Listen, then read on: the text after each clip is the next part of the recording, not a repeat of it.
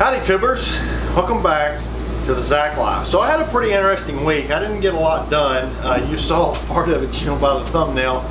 That's a little bit clickbaitish. I don't actually know if he was trying to steal my pickup. He may have very well been. I don't know. The whole thing's bizarre. It makes absolutely no sense.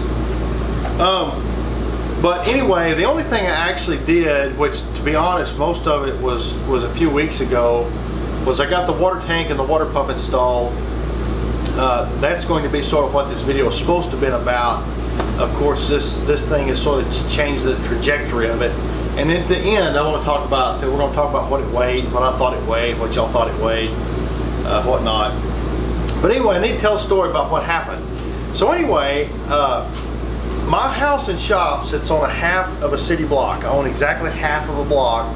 There's an alleyway, that sort of splits a block. House is on the front, shop's on the back. So anyway, I've got a couple of neighbors that sort of live catty corner from me, and they're outside with some friends, all in their front yard. There's a whole slew of them out there, kids, teenagers, the parents. There's probably a dozen of them or so, and they hear this racket. Basically, this guy has ran into my fence. At the time they thought it was probably an accident. He's got about a 2000 model-ish 3/4 ton flatbed Dodge. Anyway, I think he backed into it. I didn't get the whole story. I'm not here. I'm actually about 30 minutes away. They didn't have my phone number, but they called a friend of a friend, and they got a hold of me, through a couple of connections. And anyway, the story I got, this guy I know pretty well called me, and he goes, "Hey, I heard there's some people down at your house who are trying to steal a white pickup from you." And I said, "Well, I don't have a white pickup." Anyway, I was thinking maybe my wife's truck or something, I don't know. But anyway, back to the story. So they hear this racket. This guy backed into my fence, and like when we pulled the RV in last time when we drove it, there's about a 20-foot wide gap in my fence, if you would. It's not really a gate, so to speak. And anyway, he hit one of the corners of it and just laid it over and caved it in. Now, it's right there where we parked the RV. If he'd have backed up just a few more feet, he'd hit the side of this motorhome, the back driver's side, and that'd have been a catastrophe. Long story short, he didn't really hurt that much, so to speak, not that much financial money part. But anyway, he said he hits the fence, gets out, puts his pickup in park, starts screaming and hollering, walks all through my yard, walks into my shop, the door's open in my shop, walks around my shop a while, looks around, walks back to his pickup, doesn't pick nothing up, doesn't steal nothing, gets in his pickup, pulls up to my house, sits there like up by the edge of my driveway with his pickup parked for several minutes, turned around. I don't know if he pulled up in my yard or exactly what happened, turned around going back the other direction, back by my shop, and then goes by all my neighbors that's out in the front yard, rolls the window down and hollers at them, total freaking idiot. You're gonna do something stupid, then talk to all the witnesses. Anyway, says something like, it's hard for a hick like me to make fun of a hick, but he goes, "Y'all better get them kids back in the house, it's fixed to get real." Well, they laugh at him like, yeah, what are you gonna do, Zach? Anyway, makes him mad. He goes, "I'm gonna get a chain and start jerking shit out of his yard." Well, anyway, they laugh at him, and he, peels out, takes off, disappears. They didn't just kind of really think that much of it, my understanding. Well, anyway, a few minutes later, he comes driving back by. He's dragging a chain behind him. So he backs up to the, I call my pickup the filthy whore. Everybody in Holly knows my pickup it refers to it as the whore. They back up to the filthy whore, ties a chain onto it, and that's my F-350, my big pickup. It's all full of tools, it's full of junk. The thing weighs 10,000 pounds. And it's pulled up, like nosed up right behind the back of the motorhome. It's pulled up inside that gate, if you would, going into my yard, like up to my shop. But just about, I'll kind of show you where it's parked here in a minute, but like about a third of the way in the fence. Just plenty out of the road, basically. Anyway, backs up bumper to the whore, takes this chains between, my pickup's got a pintle hitch, between the pintle hitch and the bumper of his Dodge, like a 2000 Dodge, second gen Dodge. And anyway, my neighbor said he just floored that pickup, 20-foot chain, jerks the chain tight, and in one jerked my pickup all the way out of my driveway, like around the corner. He didn't really get it in the yard. He sort of was making the corner, you know, to get it out in the yard. He'd had to run up in my neighbor's fence, but he goes down the road, jerks it out of the yard, and sort of down my fence line. Hit that pickup so hard, so it's got something bit. I hadn't really had time to work on it. By the way, this happened last Wednesday. You know, this is Thursday the 5th. This happened a week ago, like the 28th or something. It was the day I was uploading the last video. I didn't have the option to put it in the last video. But anyway, jerks that pickup so hard, it's got something bent, something vibrating, and I hadn't been able to fix it. But I drove it around, and it had oil started running out of the motor. So I crawled underneath it, and it had actually broke the dipstick tube off in the block. He hit it so hard it broke the dipstick tube off. And then it broke his spare tire on that Dodge. Is held up, I guess, with a cable up underneath the, you know, the back of it. It actually broke his spare tire out underneath that pickup. His spare tire's still laying out there in the street. I keep hoping he'll come over here and get it and want to come say hi to me or smart off to me or something. I just think it'd be the best thing that could happen. But anyway, he jerks that pickup out the street, backs up, unhooks the chain. They said he had had a dog in the pickup. The dog bailed out of his truck. His spare tire come out. They said there's a high lift jack. There's a bunch of junk went everywhere.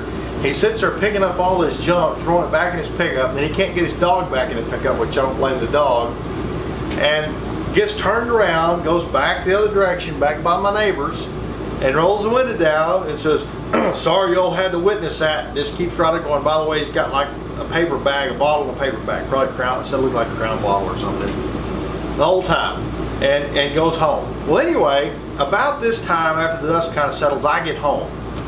And I said, hey, who is this guy? Where does he live? Walked around, didn't see anything damaged. Didn't actually notice that my pickup had moved at this point. It just looked like he, you know, kind of caved my fence over. And they're like, oh, he's right around the corner. So anyway, we pulled around my shop. The RV's around my shop. So like, this is the alleyway, you know, that separates my half of the block and the other half of the block. If you go down the alleyway of the next block, he lives in it. So he's just sort of one block away from where I live. Anyway, drive over there. The chain's still tied on the bumper of his pickup. He's dragging the chain down the road. You can tell he had like a, I don't know, 6,000 or 8,000 watt Briggs & Stratton gas generator. You could tell it had been flipped off because it was like thrown back on his truck on its side. And you know, it was just, you know, they had a video of him like driving off, but you could tell, you know, it was him, undoubtedly. Anyway, called the sheriff's department. It took them 50 minutes to get anybody over here. You know, there's no police on duty, I guess, in the evening. And in the meanwhile, they get another call while they're talking to us and the witnesses for the same guy. Him and his wife were having a domestic dispute. And I kind of went over there, you know, nosing around. I didn't get close enough anybody could see me. I hear them screaming at each other. And you know, it's still like I say, just walk right down the alley here a little ways. And anyway, they come back over here, and you know, I gotta say, I know all the deputies, and I'm good buddies with the sheriff. You know, I know the sheriff pretty well, and the chief of police here. They're all good guys. I like them. I don't want anybody to take this personal or whatever, but they're like, well, there's not really anything we can arrest him for. And I was like, well, man, he come over here and tried to tear my crap up. It wasn't like he was drunk and run through my fence. You know, I'd been a lot less mad about that, you know, if it was just my fence. But he come over here with the intent to tear something up. You know, he drives back by my neighbors like, sorry y'all had to watch that, like he'd actually accomplished something, like he set my house on fire or something.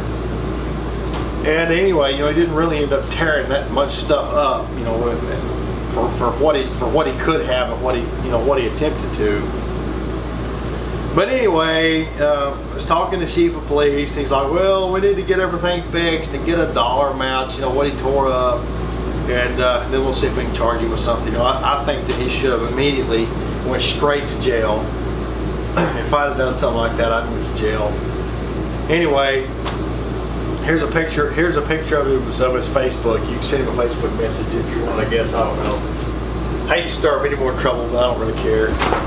But anyway, that's about the size of it. I don't know what the guy was thinking. He obviously wasn't I don't know him. I'd never heard his name. I'd never seen his face before. You know, it wasn't like I'd had some bad dealings with him, or you know, friendship gone bad, or I don't know. I really kind of think he was just doped up, had a fight with his wife, and wanted to go tear something up. And I got the butt into that deal. But anyway, I don't know. That's the story. Let's go out here. I'll kind of show you what you know, where everything was positioned, kind of what happened. But anyway, that's about the size. That's about the size of it. Initially, I didn't understand if he did it forward or backwards. I think that he backed into this, but I'm not clear. But initially, he backed into this pole and hit this, you know, and knocked my fence over here. You know, that's not a huge deal. But the problem was, if you recall, we parked the RV and we pulled in right here, you know, made the corner, and the back edge of the motorhome was about right here. He didn't like but a few feet. You know, he didn't like but a few feet hitting it. So the whore was parked about where it's sitting now, you know, with kind of nosed up in the yard of my shop there. And what he did was took his pickup, tied a chain, you know, bumper to bumper, floored his pickup, and I'll show you some still pictures, but you know, it's rain, the kind of, you know, the tire track and stuff are gone now, but basically floored his pickup and drug mine back to where it was just about where his spare tire is. You know, that's probably where the chain pulled tight, knocked the spare tire up underneath his pickup, and then it jerked mine back to the you know, back to about right there, just this side of that tire.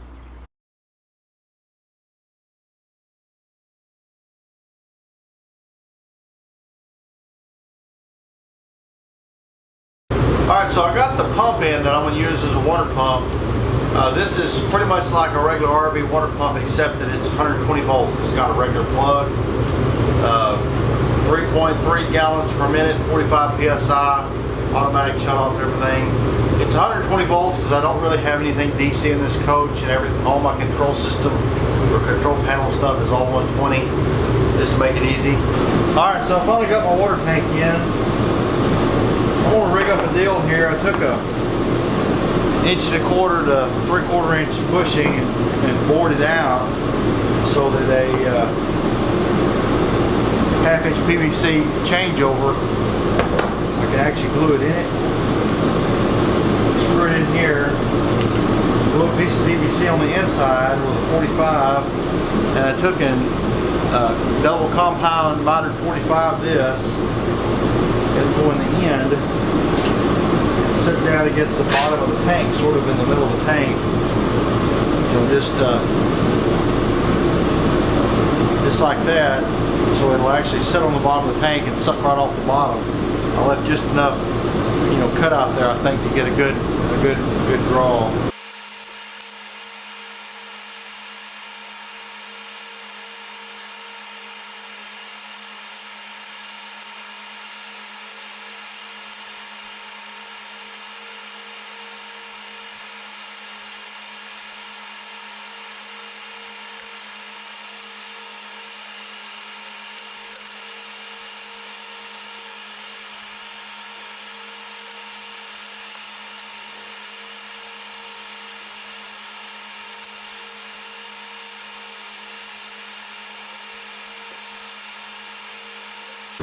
Okay, so I hope you can see all this here. I want to break down kind of what all this is. This is overly complicated, but it gives me the option to basically do anything I want to do.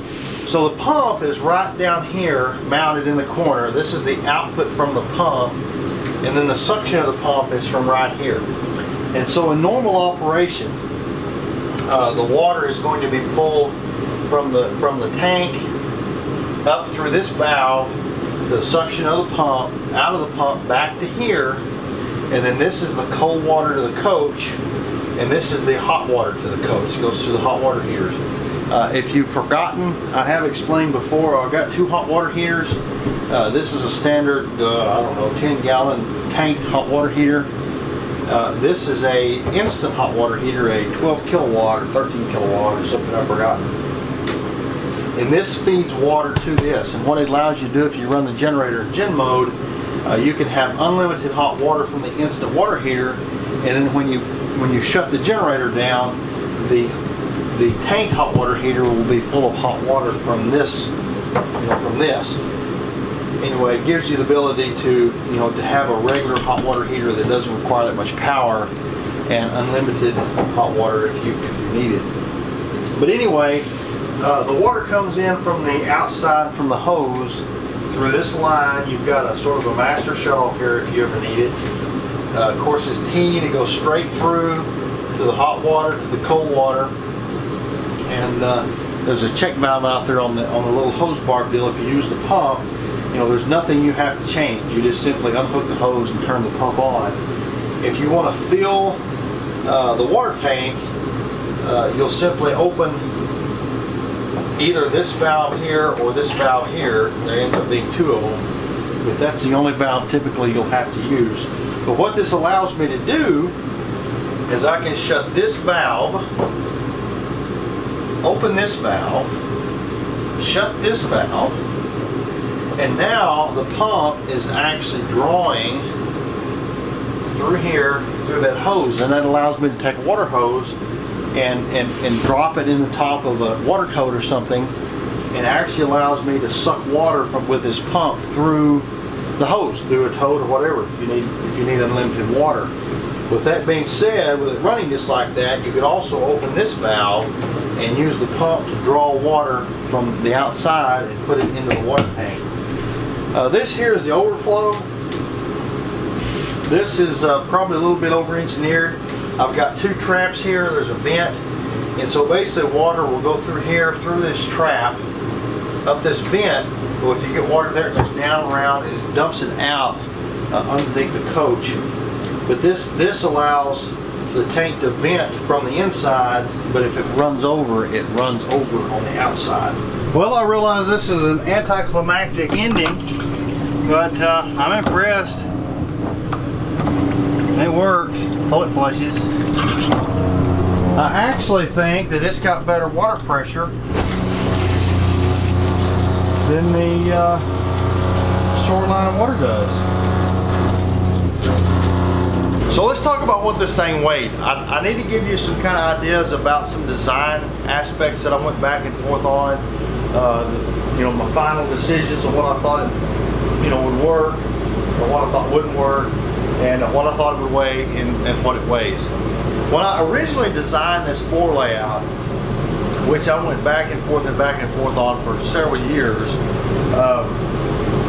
when I came to this design, I wanted to try my best to make this thing a single axle truck, a single screw truck.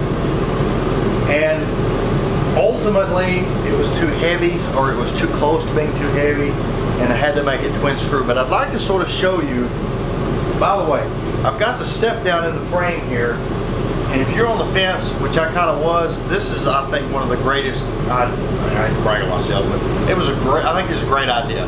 The floor of this thing is probably about the same height off the ground as a regular Class A. Instead of a lot of these Toterhomes, it's 4 or 5 steps to get into it. It gives you, plenty of headroom. I can't even touch the ceiling. I got to jump to touch the ceiling in the front part here.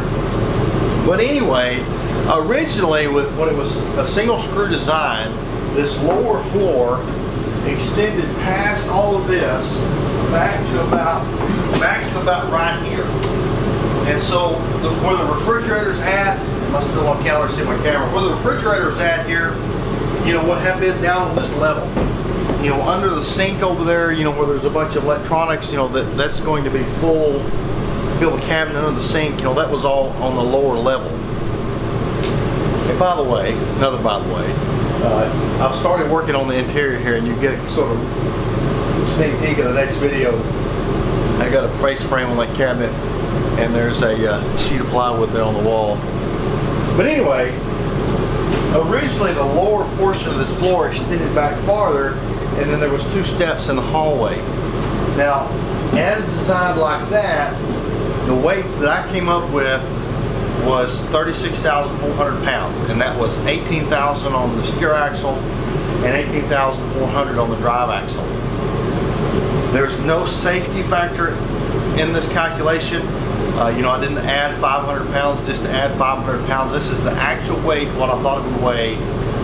Going down the road, a couple of people, a couple of dogs, fridge full of food, bedding, extra stuff, camping stuff, you know, little Weber grill in the storage compartment. That's what I thought it would weigh on vacation. I basically thought that that was too close to make it single screw. You know, like I say, there's no correction factor in that. There's no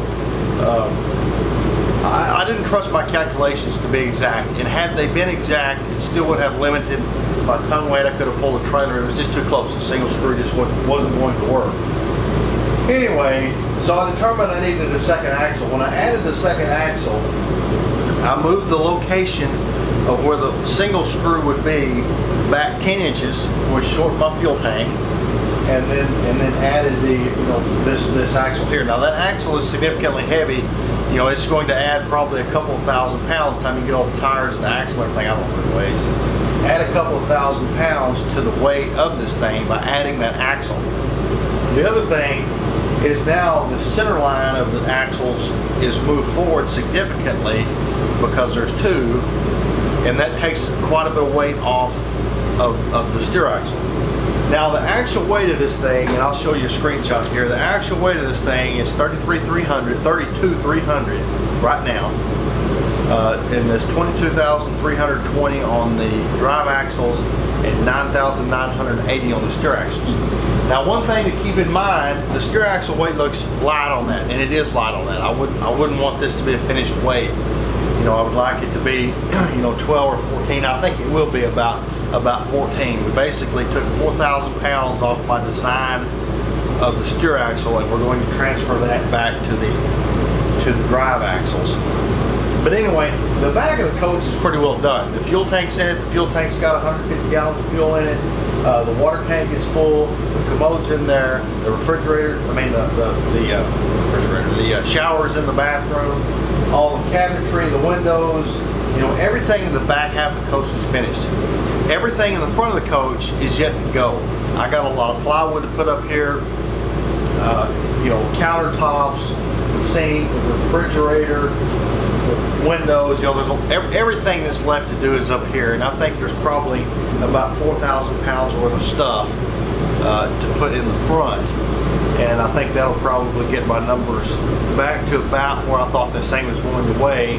Anyway, long story short, the number I came up with was 36.4, and I think probably that other axle is going to add 2,000 pounds, so that would bring the weight up to 38.4, and I think that probably is going to be really close to where this thing ends up.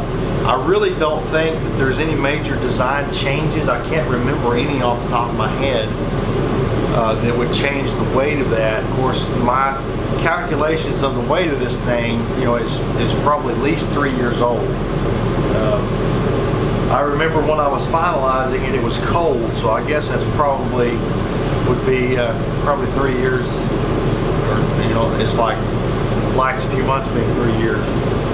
I remember about 3 in the morning one time, I had this truck was parked in my front yard for a long time, and I was out there measuring some stuff on the air suspension, and I had like a t-shirt on and a pair of shorts. Like I'd crawl out of bed, put just enough clothes on to run outside. Anyway, I was freezing. Anyway, tangent. That's about the size of it. Right now the weight's 32,300. I expect that to go up, 4,000 or 5,000 pounds, something like that. Total weight, probably about 38 or 39, about what I figured. I gotta add two, so another video that's coming up, I gotta work on the generator, I got a big power inverter coming, and I've got a large battery bank. The battery bank is actually already installed, it's right on the floor here, and that is included in the weight here. It was probably more than 1,000 pounds, I don't know, it's heavy, bunch of lead acid batteries. We'll show all that. But anyway, it's not hooked up, but it is, all the batteries are underneath there. But anyway, I guess that's about it. My camera's about to die, so I'm going to close this out before I lose it. Appreciate you watching. By the way, thank y'all for the all the comments guessing what you thought this thing would weigh. I was really interested to see what y'all thought, and a lot of people are really a lot closer than I expected. And I thought that was pretty cool. I really don't know how to determine a winner, and I don't know what it would matter if you won anyway, but appreciate it. You know what's coming up next? And we'll catch you on the next one.